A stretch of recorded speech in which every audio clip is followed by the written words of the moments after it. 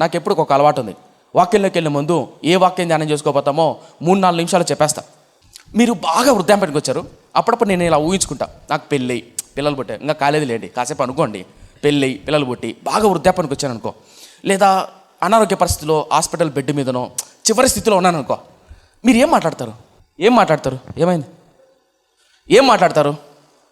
సరే, మళ్ళీ ఒక చిన్న ప్రశ్న వేస్తాను. చిట్ట చివర వృద్ధాప్య స్థితిలోకి వచ్చారు, నేనే అనుకోండి, కాసేపు నేనే చనిపోతున్నా, నాకు పిల్లలు ఉన్నారు, మగ పిల్లలు ఉన్నారు, కాసేపు ఆడపిల్లలు ఉన్నారనుకో, కాసేపు నా భార్య ఉంది, పిల్లలు ఉన్నారు. ఒకవేళ నా పిల్లల్ని పిలిచి లేదా నా భార్యని పిలిచి చిట్ట చివరి రోజుల్లో చిట్ట చివరి గడియల్లో మీరేం చెప్తారు? చెప్తే ఏం చెప్తారు? అర్థమవుతుందా? అర్థం కాలేదా? 14వ తేదీ ఏ సినిమా రిలీజ్ అవుతుందిరా, ఇప్పుడు ఐశ్వర్య వయసు ఎంత, లేదా తమన్నా వయసు ఎంత అని అడుగుతారా? సరే, ఇప్పుడు ఒక ప్రశ్న. బైబిల్లో మహాభక్తిపరుడు ఒకవేళ అబ్రాహాం దగ్గరికి వెళ్ళి, అబ్రాహాం గారు చిట్ట చివరి చనిపోతున్న రోజుల్లో ఏం చెప్తాడు? యాకోబు చిట్ట చివరి దినాలు చనిపోతున్నప్పుడు ఏం చెప్తాడు? యేసు, ఇప్పుడు లెంట్ డేస్ కదా, ఈ లెంట్ డేస్లో యేసుక్రీస్తు చనిపోతున్నప్పుడు ఎన్ని మాటలు పలికారు? ఎందుకు 7 మాటలు పలికారు? 7 సంపూర్ణమనే చాలామంది ఇదే అనుకుంటారు. కాదు, వాస్తవం అది కాదు. 7 సంపూర్ణం కాబట్టి 7 మాటలు పలికారని కాదు. 7 మాటలే పలకడానికి కారణం ఏంటంటే లేవియాకాండంలో ఒక చరిత్ర ఉంది. ఆ చరిత్ర ప్రకారం ధర్మశాస్త్రం నిర్వర్తించడం కోసం 7 మాటలు పలికాడు. ఆ 7 మాటలు పలకడానికి కారణం ఏంటో భవిష్యత్తులో చెప్తాను, సోషల్ మీడియాలో, దేవుని చిత్తం అయితే. ఇప్పుడు చెప్పడం సమయం సరిపోదు. కానీ నేను చెప్పదలుచుకున్న విషయం ఏంటంటే, ఒక వ్యక్తి చిట్ట చివరి రోజుల్లో, చనిపోతున్న రోజుల్లో ఒక మాట చెప్తున్నాడంటే ఎంత విలువైంది, ఎంత గొప్పది. మీకు ఏమైనా అర్థవుతుందా? సరే, ఇప్పుడు కమ్ టు ద పాయింట్. ఒకవేళ సొలొమోను మహాజ్ఞాని చనిపోయేటప్పుడు ఏం చెప్తాడు? ఒకవేళ యేసుక్రీస్తు చనిపోయేటప్పుడు ఏం చెప్పింటాడు? ఒకవేళ అపోస్తలుడైన పౌలు గనక చనిపోతున్నాడు చిట్ట చివరి రోజుల్లో, చిట్ట చివరి గడియల్లో ఏం చెప్తాడు? సరే, ఇప్పుడు నా ప్రశ్న. బైబిల్లో మహాభక్తిపరుడు, అద్భుతమైన భక్తిపరుడు, ఎన్నో యుద్ధాలు చేశాడు దేవుని కొరకు, తన రాజ్యం కొరకు, లేదా దేవుడు స్థాపించిన రాజ్యం కొరకు, తన బిడ్డల పట్ల ప్రేమ కలిగిన రాజు.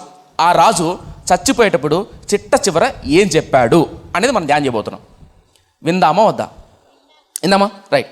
ఇప్పుడు ఒకవేళ ఈ వాక్యం నాకు కావాలి, నేను వినాలనుకుంటున్నాను, ఆ వ్యక్తి అంత గొప్ప ఆత్మీయుడు ఏం చెప్పింటాడు చిట్ట చివరి రోజుల్లో?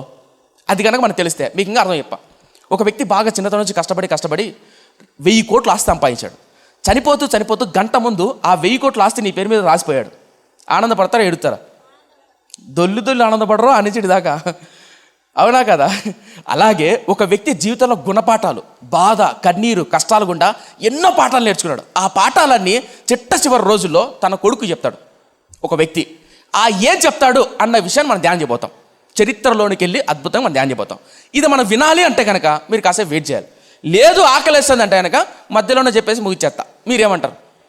ఇబ్బంది ఏం లేదు. ఏమంటారు? సరే, ఓ పని చేద్దాం. నిజంగా కంటిన్యూ చేయన్నా, పూర్తిగా చెప్పంటే చప్పట్లు కొడతారా? రైట్. వద్దు, మధ్యలోనే ఆపే అంటే పక్కన వాళ్ళని కొడతారా? రైట్. పక్కన వాళ్ళు ఎట్టా కొట్టలేరు కాబట్టి ఈ మాట చెప్పా. నా జీవితంలో ఈ పాట నేర్చుకోవడానికి ఇంచుమించు 6 సంవత్సరాలు పట్టింది.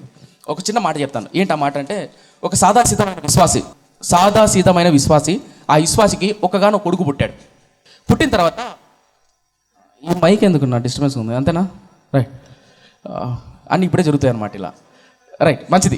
ఒక సాదాసీద విశ్వాసి, ఆ విశ్వాసికి ఒకే ఒక కొడుకు పుట్టాడు. పుట్టిన తర్వాత వాళ్ళ నాన్నగారు ఒక కళ ఏంటంటే, నా కొడుకు సేవ చేయాలి, పరిచయం చేయాలి, గొప్పగా దేవుని సేవలో వాడపడాలనే కోరిక. ఎవరికి? తండ్రి ఎలాంటి వాడు? విశ్వాసి, నమ్మకమైన వ్యక్తే, కానీ పాస్టర్ కాదు, సేవకుడు కాదు. కానీ కొడుకు చెప్పేవాడు, నాయనా భవిష్యత్తులో నువ్వు సేవకుడు అవ్వాలి, నువ్వు గొప్ప సేవకులు ఎదుట, అనేకులు ఎదుట వాక్యం చెప్పాలి నా కోరిక, అనేకులు దీవెనకరమైన నా కోరిక అని. ఎందుకు నాన్న అలాగా? నాకు అలా ఉండడం ఇష్టం లేదు అనేవాడు. ఎవరు? కొడుకు. ఎందుకంటే సేవ అనేది చిన్న విషయం కాదు. అప్పుడు తండ్రి చెప్పేవాడు, లేదు నాన్న నువ్వు చేయాలి. ఎందుకు నాన్న అంటే, నువ్వు పుట్టక 10 ఏళ్ళ, నాకు పెళ్ళైన 10 ఏళ్ళ తర్వాత నువ్వు పుట్టావు, ఎట్టదైనా సరే నువ్వు సేవ చేయాలి, నేను చేయలేకపోయా, నువ్వన్న సేవలో వాడబడాలి తండ్రి కోరిక. అయితే కొడుకు చెప్పాడు. కొడుకు ఇష్టం లేదు. తిరుగుతున్నాడు, తాగుతున్నాడు, సినిమాలకు వెళ్తున్నాడు, పబ్బులకు వెళ్తున్నాడు, భయంకరంగా తిరుగుతున్నాడు. అలా 18 ఏళ్ళు, 19 ఏళ్ళు, 20 ఏళ్ళు అయింది. కనీసం మారు మనసు కూడా లేదు అబ్బాయికి. మందిరానికి రారా అంటే కూడా వచ్చేవాడు కాదు. ఎవరు? ఆ యవనస్తుడు. 20 ఏళ్ళు అయింది, 21 ఏళ్ళు అయింది, 22 ఏళ్ళు అయింది. వాళ్ళు వృద్ధాప్యానికి వస్తున్నారు. 50 ఏళ్ళు తండ్రి, 52, 53 ఏళ్ళు వయసు వచ్చాయి తండ్రికి. కొడుకేమో 20 ఏళ్ళు వయసు వచ్చాయి. ఈడేమో బలాదురు తిరుగుతున్నాడు. తండ్రి ఏమో వృద్ధాప్యానికి వస్తున్నాడు. భయం. తండ్రి ఏం కోరిక? సేవ కూడా అవ్వాలి. కనీసం విశ్వాసం కూడా కాదు, మారు మనసు కూడా లేదు, అదొక భయం. కాలం గడుస్తుంది. గడిచిన తర్వాత వృద్ధాప్యానికి వచ్చే స్టేజ్కి ఆ యవ్వనసుడు మారుమనసు పొందాడు. మారుమనసు పొందిన తర్వాత, రక్షణ పొందిన తర్వాత, గడిచిన విశ్వాసిగా ఉన్నాడు. ఉన్న తర్వాత కేవలం వాళ్ళ నాన్న చాలా పండు వృద్ధాప్యానికి వచ్చాడు. వచ్చిన తర్వాత, నాన్న నువ్వు సేవ చేయాలి, విశ్వాసంగా ఉంటే సరిపోదు, అనేకులు దీవెనకరంగా ఆయన కాడి మోయాలి అని చెప్పేవాడు. నేను చెయ్యను సేవ, నా వల్ల కాదు సేవ అని ఏడ్చేవాడు. ఎందుకంటే నేను చాలా బలహీనుని, నేను మాటి పడిపోతాను, పాపిస్తోని, జారత్వంలో, అపవిత్రతో, బూతు బొమ్మలకు, సినిమాలకు ఎడిక్ట్ అయినోడిని, నా వల్ల కాదు, నేను చేయలేను సేవ, ఆయన నామానికి చెడ్డపేరు వస్తుంది, నేను ఏదో ఒక విశ్వాసిని, అప్పుడప్పుడు మందిరానికి వెళ్ళేలా దేవుని సేవ చేసుకుంటాను అని అనుకునేవాడు. అయితే లేదు, నువ్వు సేవ చేయాలి, పరిచయం చేయాలని చెప్పాడు. కాలం మారిన తర్వాత వాళ్ళ నాన్న హాస్పిటల్లో పడ్డాడు. హాస్పిటల్ చిట్ట చివరి రోజుల్లో ఇంకా చనిపోతాడు. అప్పుడు భార్యని పిలవాలా, కొడుకుని పిలవాలా అని అడిగారు. ఎంత సంపాదించావు, ఏం చేసావు అని అడుగుతారు కదా చిట్ట చివరి రోజుల్లో. ఎక్కడన్నా పత్రాలు దాచిపెట్టావా, ఏమైనా చేసావా? చిట్ట చివరి చనిపోతున్నప్పుడు మనం ఏం చెప్తాం మన పిల్లలకు? ఒకవేళ మీరు చిట్ట చివరి రోజుల్లో, చిట్ట చివరి గడియల్లో ఉంటే ఏం చెప్తారు? అలా కొడుకుని పిలిచాడు. పిలిచిన తర్వాత, నాన్న నువ్వు ఇప్పటికీ సేవ చేయాలన్నాడు. కొడుకు ఏడుస్తున్నాడు, తండ్రి ఏమో ఏడుస్తున్నాడు. చిట్ట చివరి గడియలు, చిట్ట చివరి క్షణాలు అవి. బాధపడుతున్నాడు తండ్రి, బాధపడుతున్నాడు కొడుకు, బాధపడుతున్నాడు. నాయన నువ్వు సేవ చేయాలి, నాన్న నేను చేయలేను నాన్న, నా గురించి నీకు తెలియదు నాన్న, నేను పడిపోతాను, నేను జారిపోతాను, నేను బూతు బొమ్మలకు, సినిమాలకు ఎడిక్ట్ అయ్యాను, నేను కేవలం మారుమనసు పొంది కేవలం 2 సంవత్సరాలు అయింది, నేను సేవ చేయలేను, నాకు వాక్యం అంతగా తెలీదు, నాకు మాట్లాడడం చేత రాదు, నా వల్ల కాదు నాన్న అన్నాడు. అప్పుడు తండ్రి ఆ ప్లేస్లో మీరుంటే ఏం చెప్తారు? ఆ ప్లేస్లో మీరుంటే తండ్రిగా ఏం చెప్తారు? ఏం చెప్పాడు తెలుసా తండ్రి? నాయనా నాకు ఎక్కువసేపు మాట్లాడే టైం కూడా లేదు, ఆ బలం కూడా లేదు, శక్తి లేదు, కానీ చెప్తున్నా నువ్వు ఎలాగైనా సరే దేవుని చేతిలో వాడబడాలి, నా కోరిక. నాన్న నేను వాడబడలేను నాన్న. అప్పుడు తండ్రి చెప్పాడు, చనిపోతూ నాన్న నా కోసం ఒక పని చేస్తావా? నేను చనిపోయిన తర్వాత అయినా సరే ఒకే ఒక పుస్తకాన్ని, ఒకే ఒక అధ్యాయాన్ని, కొన్ని వచనాలు ధ్యానం చేస్తావా అన్నాడు. తప్పకుండా నాన్న. అదేంది అంత మాట అంటావు? నువ్వు చెప్పు, ఇప్పుడే వెళ్ళి ధ్యానం చేస్తా అన్నాడు. సరే చెప్పాడు. అదేంటో తెలుసా? మొదటి రాజుల గ్రంథం 2వ అధ్యాయం. ఒక్కటి సాగండి, తీయకండి. మొదటి రాజుల గ్రంథం 2వ అధ్యాయం అన్నాడు. కళ్ళు మూసాడు, చనిపోయాడు. ఎవరు? తండ్రి. మొదటి రాజుల గ్రంథం 2వ అధ్యాయం అన్నాడు, చనిపోయాడు. సరే, మొదటి రాజుల గ్రంథం 2వ అధ్యాయం అన్నాడు. ఆ అధ్యాయంలో ఏముంది, దాని భావం ఏంటి, దాని అర్థం ఏంటి చెప్పే స్థితిలో ఆయన లేడు. అడిగేస్తే మాత్రం టైము ఈయనకు లేదు. చనిపోయాడు. చనిపోయిన తర్వాత బోరు నేడుస్తున్నాడు. తండ్రి శవం ఉంది. ఆ తండ్రి శవం ఉంది. ఆ బెడ్ పక్కన వాళ్ళ నాన్న బైబిల్ ఉంది. ఆ బైబిల్ గబగబా తీశాడు. 2వ అధ్యాయం ఏముంది తెలుసా? మొదటి రాజుల గ్రంథం 2వ అధ్యాయం మొదటి వచనం. ఒకే వచనం చదివి ముగిచ్చేస్తా. చూడండి ఏముందో. మొదటి రాజుల గ్రంథం 2వ అధ్యాయం మొదటి వచనం.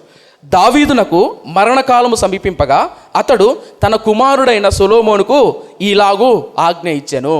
దావీదు ఏ స్థితిలో ఉన్నాడంట? మరణకాలం అంటే చనిపోయే స్థితిలో ఉండడం. చనిపోయే స్టేజ్లో ఉన్నప్పుడు సొలొమోను పిలిచాడు. సొలొమోను పిలిచి ఈలాగు ఉపదేశించను అనుందా, బోధించను అనుందా, చెప్పాననుందా? ఆజ్ఞాపించను అంటే తప్పకుండా చేయాల్సిందే. అంత గొప్ప భక్తిపరుడు చనిపోయేటప్పుడు తన కొడుకు చెప్తున్న మాటలు ఏంటి? ఈ మాటలు అర్థం చేసుకుంటే కనుక ఆ కుర్రవాడు వాళ్ళ నాన్న చనిపోయిన తర్వాత బైబిల్ చదువుతున్నాడు ఆడాబిడిగా. తండ్రి శవం అక్కడే ఉంది. ఆ బైబిల్ అలా తీసి చదువుతున్నాడు. కళ్ళలో నీళ్లు గారుతున్నాయి. తన కన్నీటి చుక్కలు ఆ బైబిల్ మీద పడుతున్నాయి. ఆ బైబిల్లో వాక్యాలు అర్థం కావట్లా. చదువుతున్నాడు. 2వ వచనం చదువుతున్నాడు, 3వ వచనం చదువుతున్నాడు, 4వ వచనం చదువుతున్నాడు, 7వ వచనం చదువుతున్నాడు. అర్థమైందల్లా ఒకటే. ఏంటంటే 1వ వచనం ఏముంది అక్కడ? దావీదు చనిపోతున్నప్పుడు, వృద్ధాప్యం ఉన్నప్పుడు కొడుకును పిలిచి ఇలాగ చెప్పాను, ఆజ్ఞాపించను. అదొకటే అర్థమైంది. ఆ తర్వాత విషయాలు అర్థం కావట్లా. ఏం చేయాలి? ఏడుస్తున్నాడు. తల్లిని పిలిచాడు. తల్లి వచ్చింది, బాదుకుంటుంది. అయ్యో భర్త చనిపోయాడని. మొత్తాన్ని బంధువులు చెప్పారు, చుట్టాలు చెప్పారు, అందరూ చెప్పారు. చెప్పిన తర్వాత ఏడుస్తున్నారా? ఆ దాన సంస్కార కార్యక్రమాలన్నీ జరిపిన తర్వాత తండ్రి పోయిన ఒక పక్క బాధ. ఏం చేయాలో దిక్కుదేని పరిస్థితి. ఏం చేయాలో తెలియక ఉపవాసం ఉండి ప్రార్థన చేసుకొని ప్రభు సన్నిధిలో వాక్యాన్ని చేత పట్టుకొని ఆ మొదటి రాజుల గ్రంథం 2వ అధ్యాయం ధ్యానం చేయడం మొదలుపెట్టాడు. అలా ధ్యానం చేసి ఆ వాక్యాన్ని 3 రోజులు ఉపవాసం తర్వాత అదే వాక్యాన్ని చేత పట్టుకొని అక్కడ దావీదు తన కొడుకు చనిపోతున్నప్పుడు 4 విషయాలు చెప్తాడు. ఎన్ని విషయాలు? 4 విషయాలు. ఆ 4 విషయాలు తన జీవితంలో అమలుపరిచి గొప్ప సేవకుడయ్యాడు. ఇంతకు ఏంట 4 విషయాలు తెలుసుకోవాలందా? వచ్చే సంవత్సరం చెప్పనా? అర్థమైందా? అర్థం కాలేదా? టైం అయిపోయింది కాబట్టి చెప్పాలో వద్దా ఆలోచిస్తున్నా. ఎన్ని విషయాలు చెప్పాడు? 4 విషయాలు. మీకు వచ్చిన చెప్పనా? దావీదు చనిపోయేటప్పుడు 2 గుంపులతో మాట్లాడతాడు. ఒకటి బహిరంగంగా, 2 ఒంటరిగా. మర్చిపోయి మీకు మాట చెప్తాను. మనం వృద్ధాప్యానికి వచ్చినప్పుడు కొన్ని సందర్భాల్లో అందరితో కొన్ని మాట్లాడతాం, బంధువులతో కానీ చుట్టాలతో కానీ. ఒంటరిగా కొంతమందితో మాట్లాడతాం. అది బాగా ప్రేమించే భార్య అయినా సరే, బాగా ప్రేమించే కుమారుడైనా కుమార్తె అయినా సరే, కొంతమంది పర్సనల్గా పిలిచి మాట్లాడతారు చనిపోతున్న రోజుల్లో. అవునా కదా? అలా దావీదు 2 గుంపులతో మాట్లాడాడు. ఒకటి సమాజంతో మాట్లాడాడు, 2 సొలొమోనుతో మాట్లాడాడు. సొలొమోనా జాగ్రత్త అని 4 విషయాలు చెప్తాడు. ఈ 4 విషయాలు సొలొమోను పఠించిన తర్వాత, అంటే చేసిన తర్వాత తన రాజ్యం బహుగా విస్తరింపబడతాడు. ఎన్ని విషయాలు చెప్పాడు? 4 విషయాలు. దావీదు చనిపోతున్నప్పుడు తన కొడుకు 4 విషయాలు చెప్పాడు. ఆ 4టిని ఆచరణలో పెట్టి మహాజ్ఞాని సొలొమోను, మీరు నమ్ముతారండి, సొలొమోనుకి యుద్ధం చేయాలంటే భయపడేవాళ్ళు. సొలొమోను అంత గొప్ప రాజు అవడానికి కారణం తెలుసా? తండ్రి చెప్పిన 4 మాటలు. ఏంటా 4 మాటలు చెప్పమంటారా ముగించేమంటారా? అర్థం కాలేదా? అర్థమైందా? సరే, అర్థం కాలేదా? చెప్పాలా వద్దా? చెప్పాలా? చెప్పనా? రైట్, మంచిది. త్వరగా చెప్పేస్తాను, ఎక్కువసేపు లెంత్ తీసుకోను, త్వరగా ముచ్చేస్తా. మొట్టమొదటి, దావీదు చనిపోతున్నప్పుడు కొడుకును పిలిచాడు. కొడుకును పిలిచి, నాయనా ఈలాగు ఆజ్ఞాపించను. అక్కడ చెప్పానుందా? ఆజ్ఞాపించనుందా? ఆజ్ఞాపించాను. సో దావీదు నాట్ ఏ కామన్ మ్యాన్. ఒక మాట చెప్తాను, దావీదు మహాభక్తిపరుడు. ఎంత భక్తిపరుడు అంటే దేవుడు అన్నాడు నా హృదయానుసారుడు అన్నాడు. ఎవరిని? దావీదు బలహీనుడు కాదా? బలహీనుడే. ఒక అమ్మాయిని వ్యభిచారం చేశాడు, వాళ్ళ భర్తను మోసం చేసి చంపించేశాడు, కుట్ర పని మరి చంపించేశాడు, తన చావు లేఖను ఆ వ్యక్తి చేతిలో పెట్టించి చంపించేశాడు. అంత దుర్మార్గుడు. ఒక యాంగిల్లో చూసుకుంటే, ఒక నాణ్యానికి బొమ్మ చెక్క ఎలా ఉంటుందో, ఒకవైపు దావీదు హృదయ ప్రేమ కలిగినవాడు, దీన మనసు కలిగినవాడు, ప్రార్థనాపరుడు, ఆత్మీయుడు. ఆ నాణ్యానికి చెక్క ఎలా ఉంటుందో, అంటే బొమ్మ చెక్క ఎలా ఉంటుందో, వెనక వైపు ఒక వ్యభిచారి, ఒక మోసగాడు, కుట్ర చేసి చంపాడు. ఒప్పుకుంటారా?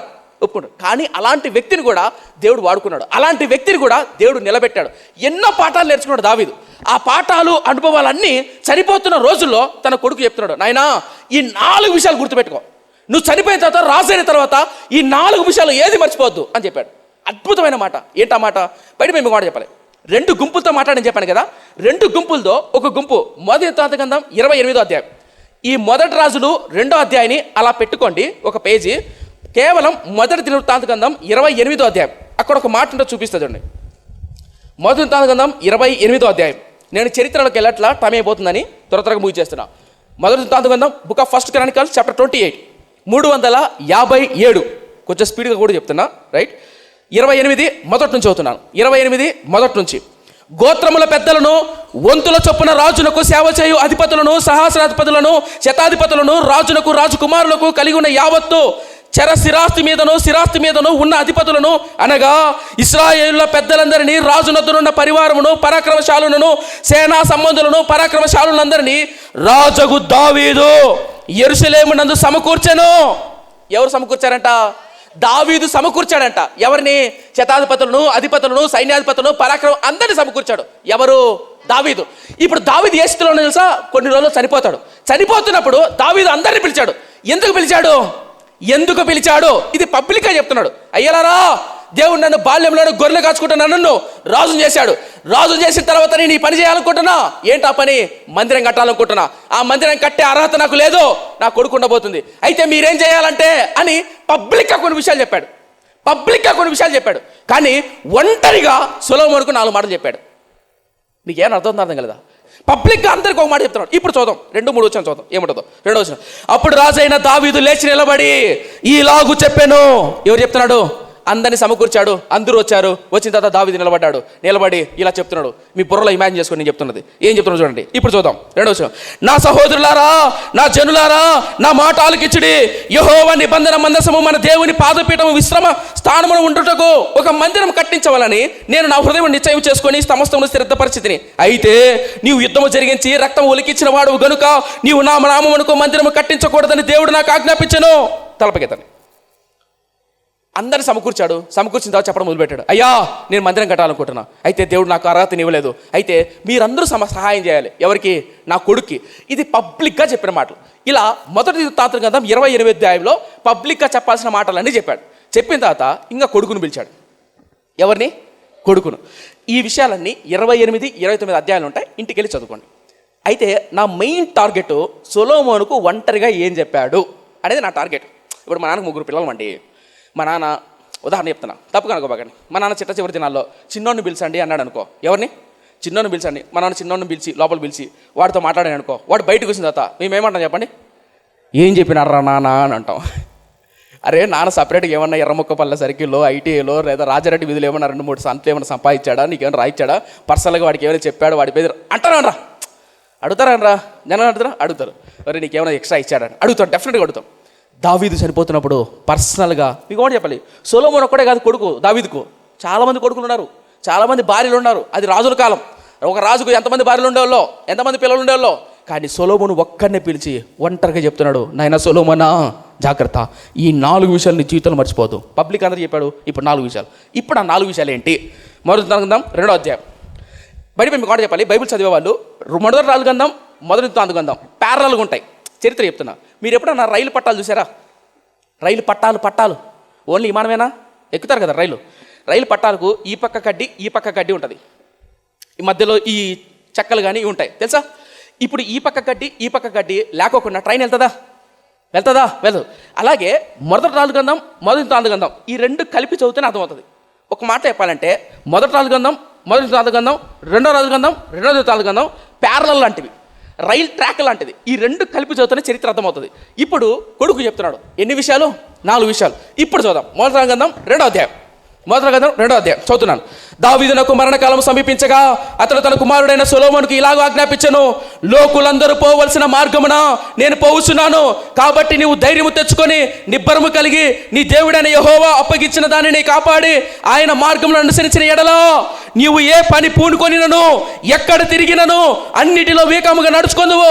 మోషే ధర్మశాస్త్రంలో రాయబడి ఉన్న దేవుని కట్టడలను ఆయన నియమించిన ధర్మం అంతటిని ఆయన న్యాయ విధులను శాసనమును గైకొనుము. తలపై కదా మొట్టమొదటిది, సొలొమోనా నాయన కుమారుడా నీకు మాట చెప్పాలనుకుంటా. మొట్టమొదటి మాట ఏంటో తెలుసా? నేను చిన్నతనం నుంచి గొర్రెలు మేపిన తర్వాత దేవుడు సమూయేలు ద్వారా అభిషేకం చేసి రాజు చేశాడు. ఈ రోజు నువ్వు గొర్రెలు మేపని అవసరం లే, ఈ రోజు నేను చేసిన పని నువ్వు చేయని అవసరం లే. అయితే నువ్వు చేయాల్సిన పని ఏంటో తెలుసా? నా దేవుడు నీకు అప్పగించిన పనిని నమ్మకంగా చెయ్యి. దేవుని మీద ఆధారపడు. నీ పూర్ణ హృదయంతో, పూర్ణ ఆత్మతో, పూర్ణ బలంతో మోషే ధర్మశాస్త్రం ధ్యానం చేస్తూ ఆయన వాక్యానుసారంగా బతుకు. ఇది మొట్టమొదటిది. అంటే దావీదు సొలొమోనుకు చెప్తున్న మొట్టమొదటి మాట ఏంటంటే, నీ టాలెంట్ ఏంటో ఆ టాలెంట్ని గట్టిగా పట్టుకొని, నీ కసి ఏంటో నీ తలాంత ఏంటో ఆ టాలెంట్ని పట్టుకొని, ధర్మశాస్త్రాన్ని పట్టుకొని నమ్మకంగా ముందుకెళ్ళు. ఎప్పుడు నిన్ను నాతో పోల్చుకోకు, నిన్ను పక్కనతో పోల్చుకోకు. నువ్వు ఎప్పుడైతే పక్కనతో పోల్చుకుంటావో నిరాశకి వెళ్ళిపోతావు. వాడు బాగున్నాడే, వీడు బాగున్నాడే, నేను బాగలేకపోతున్నాడు, వాడు చదువుతున్నాడే, నేను చదవలేకపోతున్నాడు, వాడు ఇంత సంపాదించాడు, నేను సంపాదించలేకపోయినా, వాడు కారు కొన్నాడు, వీడు ఇల్లు కొన్నాడు, నేను కొనలేకపోతున్నా. ఎప్పుడైతే నువ్వు పక్కనతో పోల్చుకుంటావో భయంకరంగా నువ్వు నిస్పృహంగా వెళ్తావు. అందుకని సొలొమోను చెప్తున్నమాట, జీవితంలో నిన్ను ఒక్కరితో పోల్చుకోకు. ఏం చేయాలి తెలుసా? నా దేవుడు నీకు అప్పగించిన పనిని నమ్మకంగా చేయి. పూర్ణ హృదయంతో, పూర్ణ బలంతో ధర్మశాస్త్రాన్ని ధ్యానం చేస్తూ ఆ పని చేసుకుంటా పో. ఇది మొట్టమొదటి పని. మీ పిల్లలు చెప్పాల్సింది ఏం తెలుసా? మీరు కావాలంటే అబ్జర్వ్ చేయండి. ఏ మనిషి అయినా ఈ భూమి మీద ఆనందంగా బతుకుతాడు అంటే పక్కన వాళ్ళతో పోల్చుకున్నాడు అనుకో, వాడు నిరాశకి వెళ్తాడు. ఎందుకంటే ఇక్కడ కూర్చున్న వాళ్ళందరికీ ప్రతి ఒక్కరికి డిఫరెంట్ టాలెంట్ ఉంటుంది. సేవకులకైనా సరే, ఆత్మీయులకైనా సరే, బిడ్డలకైనా సరే, మన ఇంట్లో పుట్టిన కడుపును పుట్టిన బిడ్డలకైనా సరే డిఫరెంట్ టాలెంట్ ఉంటుంది. ఏ టాలెంట్ పక్కనతో పోల్చుకోవద్దు. సొలొమోనా నువ్వు ఎవరితో పోల్చుకోవద్దు. మొట్టమొదటిది నీ పూర్ణ హృదయంతో, పూర్ణ ఆత్మతో, పూర్ణ బలంతో దేవుడు సేవించాలి. ఇక్కడ ఇలా ఉంది కదా, దినవృత్తాంత గ్రంథం 20వ అధ్యాయంలో దినవృత్తాంత గ్రంథాన్ని ఎజ్రా అనే శాస్త్రి రాస్తాడు. అక్కడ గుచ్చి చెప్తాడు. అప్పుడు జనరల్గా పిల్లలు అంటారు తల్లిదండ్రులతో, ఎన్నిసార్లు చెప్తావమ్మా చెప్పింది అంటారా? ఎందుకంటారు చెప్పండి? వీళ్ళు పదే చెప్తాంటారు, వాళ్ళ చిరాకు వస్తుంది రాదా? సొలొమోను కూడా అన్నిసార్లు చెప్పాడు దావీదు. ఇది ఎక్కడ ఉంటుంది అంటే దినవృత్తాంత గ్రంథం ఉంటుంది. టైం అయిపోతుందో చదివించట్లా. సో మొట్టమొదటిది పూర్ణ హృదయంతో, పూర్ణ ఆత్మతో, పూర్ణ బలంతో ప్రేమించు. రెండోది ఈ 2, 3, 4 మిగిలిన 3 మాటలు చరిత్రలోకి వెళ్ళాల్సి వస్తుంది. కానీ కథలా చెప్పుకుంటూ పోతా. చెప్పండి వద్దా? చెప్పాలా? అయితే అర్థం చేసుకుని కష్టం. మొదటి ఈజీగా అర్థమవుతుంది. పూర్ణ హృదయంతో, పూర్ణ ఆత్మతో దేవుడు సేవించు, ధర్మశాస్త్రం చదువు, ఇది అందరికీ తెలుసు. మిగిలిన 3 విషయాలు చరిత్రలాగా ఉంటాయి. ఏంటో చూద్దాం. చూడండి, ముగిచేస్తాను త్వరగా. 4వ వచనం, 5వ వచనం చదువుదాం. 5వ వచనం చదువుతున్నాను. అయితే సెరూయా కుమారుడైన యోవాబు నాకు చేసిన దానిని ఇశ్రాయేలు సేనాధిపతి నెరు కుమారుడైన అబ్నేరు, యోతారు కుమారుడైన అమాషాయాను వారిద్దరికి అతడు చేసిన దానిని నీవు ఎరుగుదు.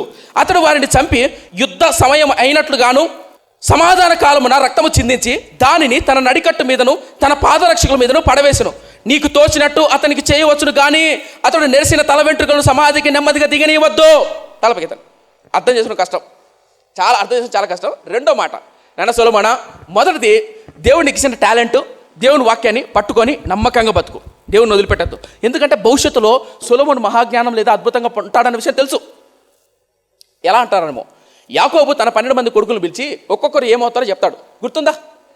ఎలా తెలుసు యాకోబుకు? తండ్రికి తెలుస్తుంది ఎంతో కొంత. అవునా? వీడేమవుతాడు, వీడు ఎలాంటాడు, వీడి ప్రేమ కలిగినాడో కాదు, కాస్త 100% చెప్పకుండా ఒక 10%, 50% చెప్పగలుగుతాడు. ఏ తల్లిదండ్రులు అయినా తమ బిడ్డలు ఎలాంటి వాళ్ళనో 10-15% చెప్తారు. బయట దగ్గర ఫ్రెండ్స్ దగ్గర నటించచ్చు. కానీ సరే, విషయానికి వద్దాం. కాబట్టి చెప్పాడు, అయినా జాగ్రత్త, ధర్మశాస్త్రాన్ని, దేవుని ప్రేమ వదిలిపెట్టద్దు అని చెప్పాడు. అయితే రెండో ప్రమాణం ఏంటంటే, నాయనా సెరూయా కుమారుడు ఏంటంటే యోవాబు ఉన్నాడు, ఆ యోవాబు విషయంలో జాగ్రత్త ఉండు. రెండో మాట చెప్పాడు. 4 మాటలు, ఇప్పుడు రెండో మాట. ఎవరు యోవాబు అంటే దావీదు యొక్క సైన్యాధిపతి. చాలా జాగ్రత్త అండి, చరిత్ర ఇది.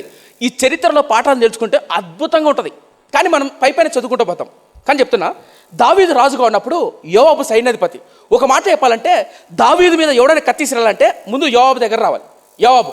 యోవాబు అంత గొప్ప వ్యక్తి, అంత గొప్ప సైన్యాధిపతి. అయితే కాలం మారిన తర్వాత ఈ యోవాబు అనేవాడు నమ్మక ద్రోహం చేస్తాడు. ఎవరికి?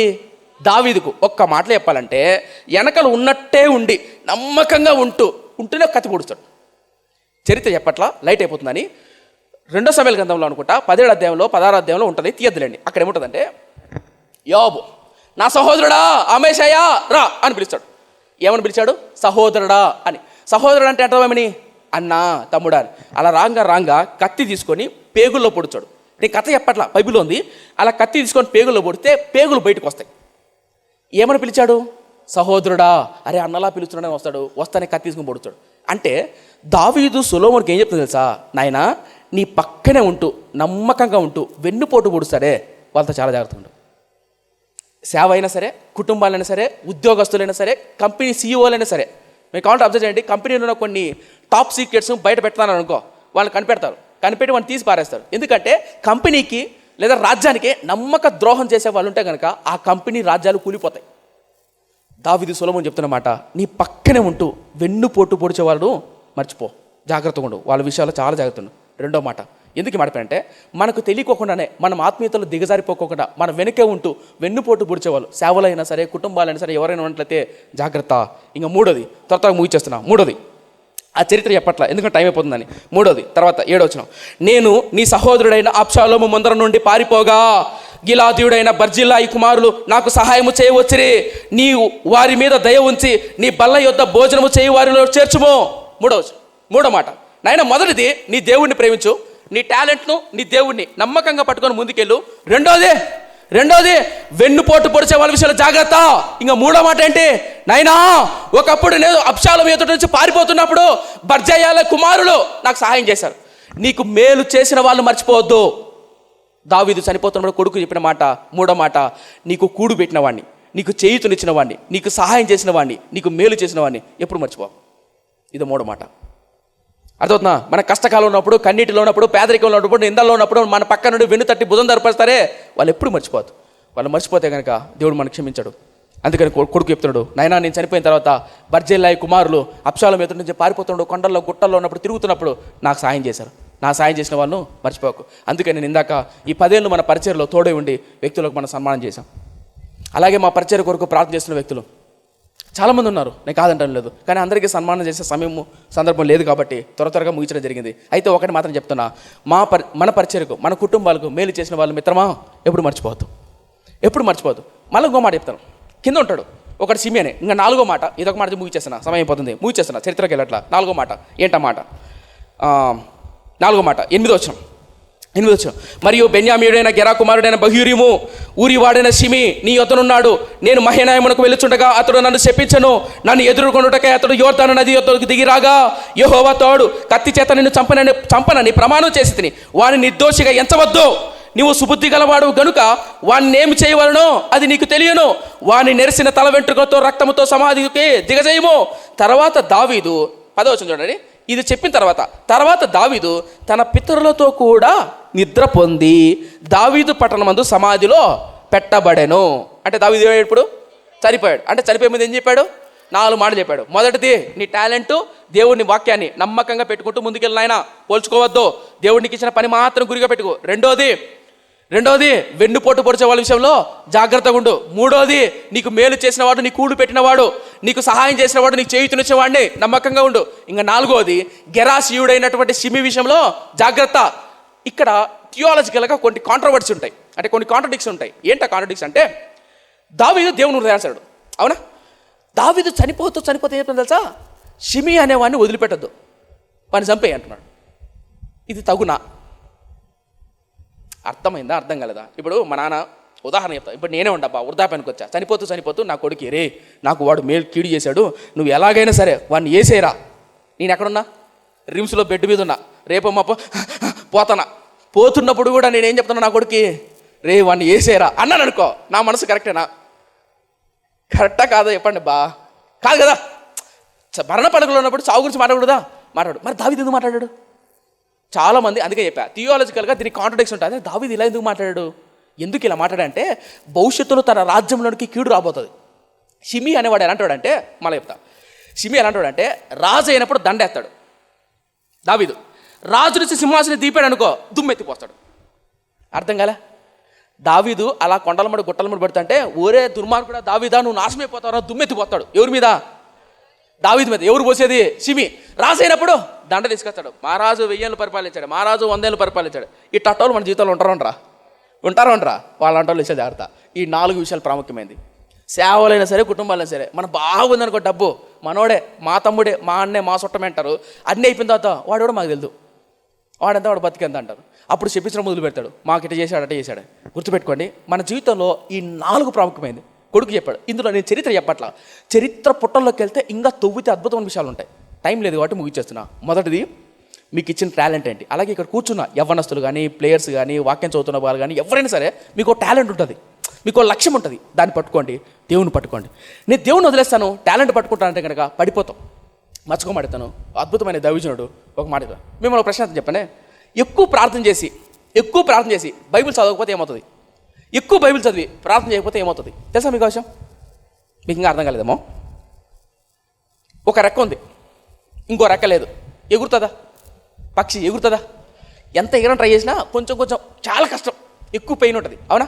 గుర్తుపెట్టుకోండి, వాక్యం ఎక్కువ చదివి ప్రార్థన తక్కువ చేస్తే భక్తి అనే గర్వం వస్తుంది, ఆత్మీయమైన గర్వం వస్తుంది. ప్రార్థన ఎక్కువ చేసి వాక్యం చదవకపోతే భక్తిహీనత, గుడ్డితనం వస్తుంది. అదేంటన్నా అంటారేమో.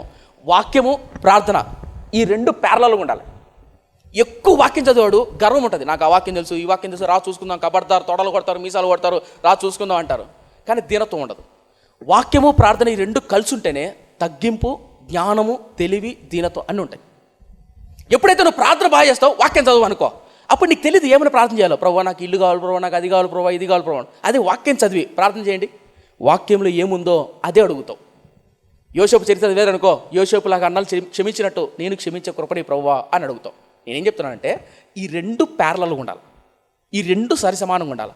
అలాగే మన ఆత్మీయ యాత్రలో కూడా, మన జీవితంలో కూడా దేవునితో ఈ టాలెంట్, దేవుని సావాసం ఈ 2 ఉండాలి.